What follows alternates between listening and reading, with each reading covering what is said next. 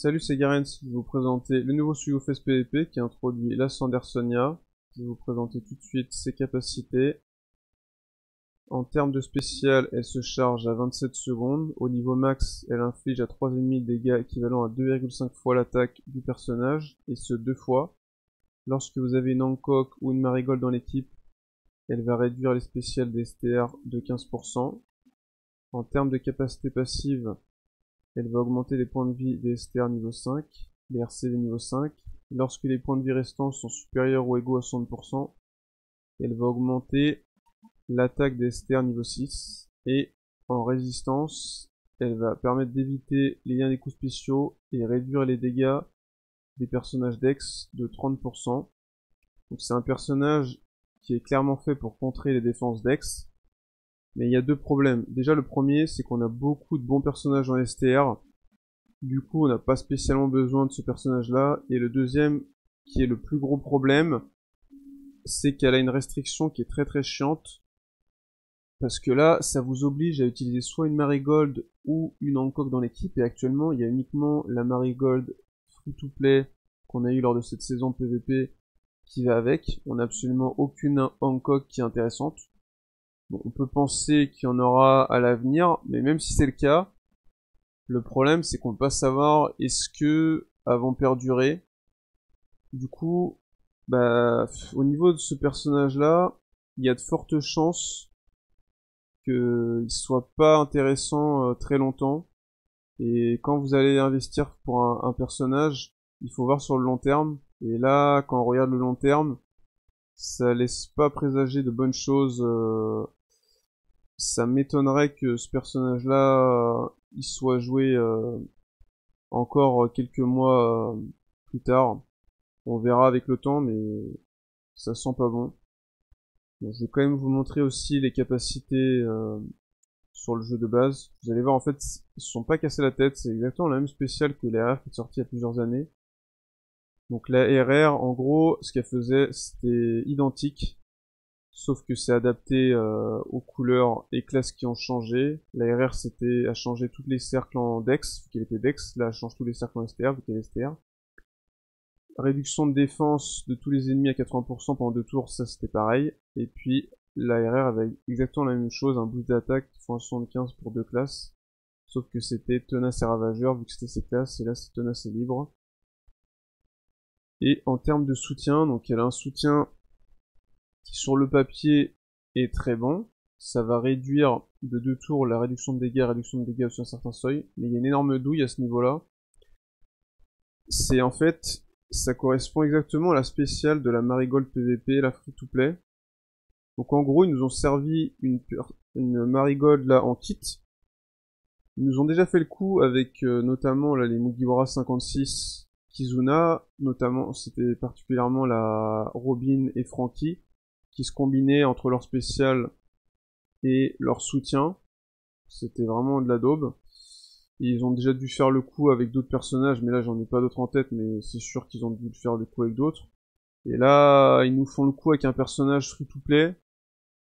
En gros, bah voilà, au lieu de nous donner le personnage directement avec son potentiel maximum, et bah ils ont réduit le potentiel pour en fait vous pousser à payer pour que le personnage qui est censé être gratuit à la base, bah ne le soit pas au final. Pour pouvoir l'utiliser, il faut payer.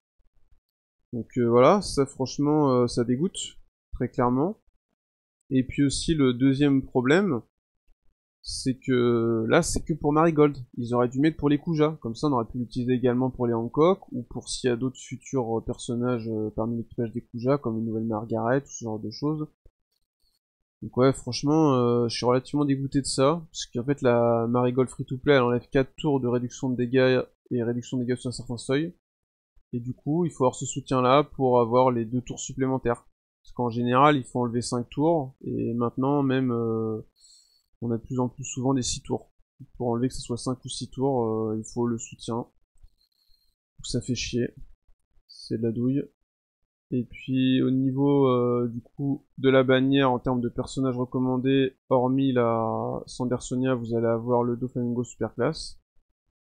Vous allez avoir le Kuma limité au PVP, le Kobe PVP et le cracker également PVP.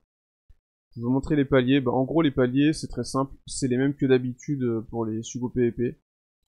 Autant dire que c'est éclaté. Là, vous avez la première multi à 30. La deuxième multi, ça vous garantit un personnage avec une capacité PVP. Je vais vous montrer de suite exactement à quoi ça correspond, avec les taux d'obtention. En gros, la deuxième multi, ça, vous allez voir, c'est soit une DRR, sachant que c'est DRR éclaté, ou alors, ça va être un personnage PVP, mais majoritairement, ça va être des VRR, vous voyez, du style Blamenko, Kumadori, ce genre de choses. Après, il y en a d'autres qui sont un peu plus récentes, qui sont bien, mais dans tous les cas, jamais de la vie, vous allez faire un Sugo comme ça, pour essayer d'avoir ce genre de personnages. C'est des personnages qui sont disponibles partout, et en plus, ils sont sortis depuis un moment. Et vous avez quand même 55% de chance, et ça c'est en 4 étoiles, sachant qu'ils sont aussi disponibles en 5 étoiles. Là, voilà, vous voyez, là il y a le Blamenko, Kumadori, etc. Donc il doit y avoir facilement 60% de chance d'avoir ces personnages-là. Et vous devez avoir à peu près du coup 35% de chance d'avoir un personnage PVP et 5% de chance d'avoir une des 10 légendes disponibles. Donc vraiment, le deuxième palier, c'est de la merde. Troisième palier, vous avez, je vais vous montrer, du coup c'est une des 10 légendes disponibles, vous avez le même taux pour chacune. Voilà, n'importe laquelle, aléatoirement. Quatrième palier, alors 1, 2, 3, 4, voilà, on y est. Donc là c'est un personnage PVP, donc c'est soit l'une des deux légendes, parce que là il n'y a pas le Kizaru sur ce Sugo PVP actuellement, c'est soit le Kuma ou le NR, qui ont un taux équiprobable. Donc vous avez 2,5% de chance pour chacun, et sinon les autres, vous avez 95% de chance d'avoir une DR PVP, elles ont toutes le même taux, excepté la Sandersonia. Voilà, ils ont fait style, oui, on a boosté le taux d'obtention de la Sandersonia, mais faut arrêter les conneries, quoi, c'est pas boosté au final. Parce que vous regardez, là c'est 3,253 pour les autres, et là c'est que 3,904. Donc, en fait, c'est la même chose. S'il y avait le taux identique, c'est pareil, parce que c'est tellement minime que vous n'allez pas voir la différence, c'est quasiment impossible de l'avoir, faut vraiment avoir une chance monumentale. En gros, vous avez une chance sur 29, ce qu'il aurait fallu, c'est que ça soit boosté au moins à, voilà, avoir 25% de chance, voire même 50% de chance. Après, les 50% de chance, à la limite, voilà, même s'il est réservé pour le palier avec personnage recommandé, mais là, il aurait fallu avoir au moins 25-30% de chance d'avoir la Sandersonia, parce que là, je vois pas l'intérêt. Et du coup, je vais montrer le cinquième palier, normalement c'est celui-ci, je me suis pas trompé. Ouais, voilà, c'est celui-ci. Et là, vous allez voir, donc là, c'est le palier avec les personnages recommandés. Donc vous avez, encore une fois, donc 2,5% de chance d'avoir une des deux légendes, sauf que là, par contre, il n'y a pas le NR. Là, par contre, vu que c'est des personnages recommandés, c'est soit le Doflamingo ou soit le Kuma, mais c'est le même taux.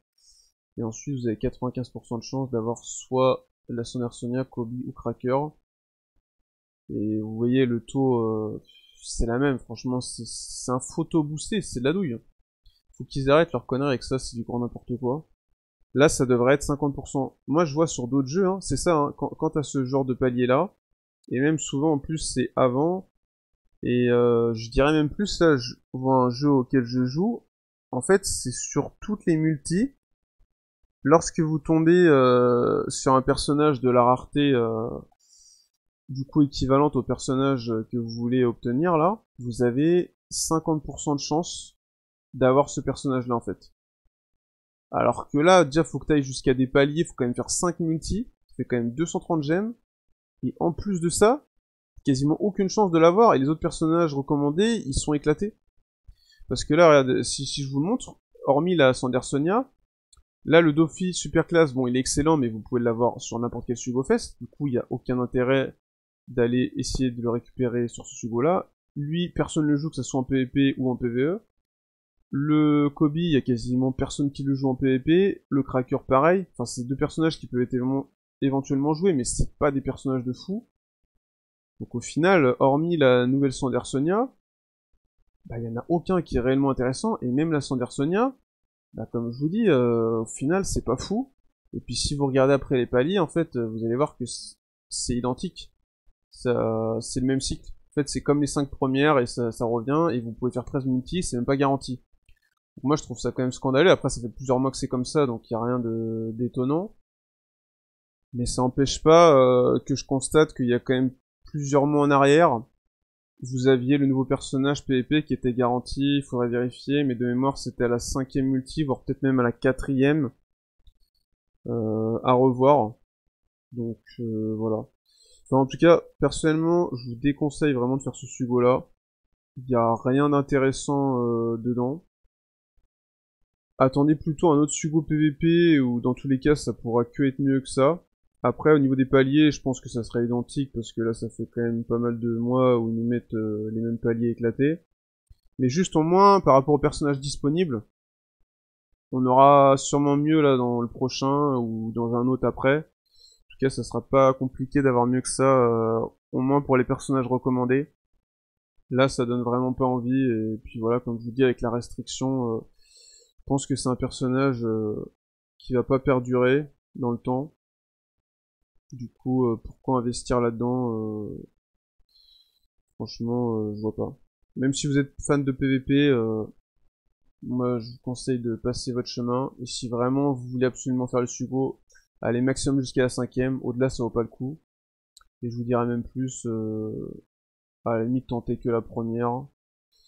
Et au mieux, bah, ne faites même pas, ne serait-ce qu'une multi, ça vaut vraiment pas du tout le coup. Voilà, voilà. Bon bah du coup j'ai fait le tour, j'espère que ça vous aura plu, et je vous dis à une prochaine. Allez, salut!